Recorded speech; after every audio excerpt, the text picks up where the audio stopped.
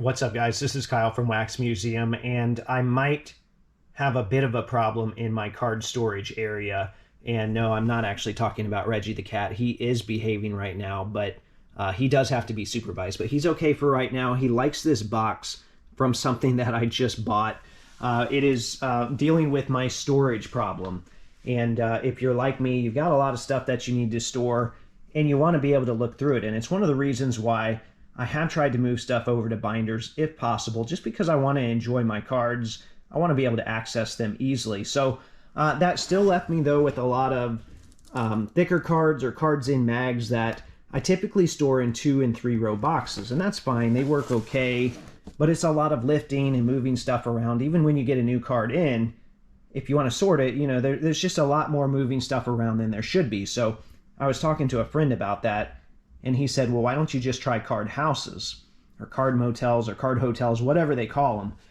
And I said, well, actually, I use them for raw cards. You see, I've got a rookie set up here, and they work pretty well, but that's for raw or sleeved cards. And I'm wanting to keep stuff in mags. So he showed me they actually have a version for magnetics, and he's bought 3 of them at like $60 a piece. So while it is a good solution for him, and it probably works really well, that's kind of pricey. So that left me trying to figure out, okay, maybe there's a middle ground. Like maybe there's another product out there. And I stumbled across these on Amazon. They were like $17 shipped. So $17 shipped if you have Prime. And I was able to fit everything from a 3-row into this setup here. And I'm going to show you a little more about this setup here in a little bit, but I want to do an unboxing before I give you some of my final thoughts, because here is how they show up. Okay, so that's how you're going to get it in the mail in a box like this, but I'll do an unboxing and then I'll come back over here for some final thoughts. Okay, so when you open things up, these are all the pieces that you're going to get. These are some dividers that they include, which are pretty nice. I'm not going to spend a lot of time on those, but just know that you'll get those as well. So you basically have 2 main things here, and I won't show you every single one. I'll just do a sample of one. Let's start with the outer box, which I've already got one of those done.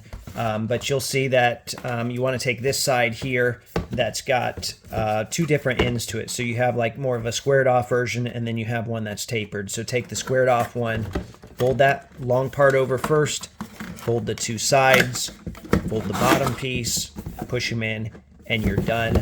And then on this side here, both long parts have an adhesive strip. You take that off and fold those over first, and then you'll fold the short ones into them, so it will look just like this. All right, the little boxes here, let me show you what they've got.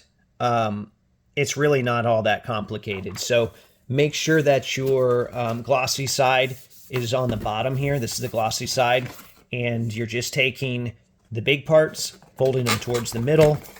You're taking these little flaps here, and you're folding the big one over, right? And then you'll do the same thing on this side here, just like that. All right, through the magic of video editing now, those are all put together and they're ready to be filled.